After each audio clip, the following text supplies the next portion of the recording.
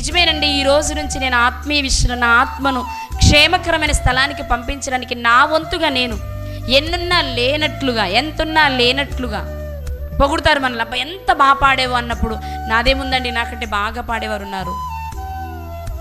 ఏదో దేవుడిచ్చిన కృపను బట్టి కొంచెం ఆయన నేను మహిమపరచగలుగుతున్నాను అని నీ మనస్సులో ఫిక్స్ అవ్వాలి. నువ్వు బయటకు అనకపోయినా నీ మనసులో ఏముండాలి, నాదేముందండి, అందరిలో నేను ఒకదాన్ని, దేవుడు నాకు ఇచ్చిన తలాంతం నేను వాడుకుంటున్నా, అంతే అంతే తప్ప అవునండి నేను బాగా పాడేనా ఏంటనుకున్నావా నేనంటే, అవునా నేను బాగా చెప్పానా ఏంటనుకున్నావు నేనంటే. ఈ మనస్సు క్రైస్తవులుగా మనకి తగదు. నిన్ను దేవుడు అంచెలంచెలుగా పెంచుతూ ఉంటే నీవు మాత్రం అంచెలంచెలుగా చెప్పాలి, ఏం చేయాలి, తగ్గిపోతూ ఉండాలి.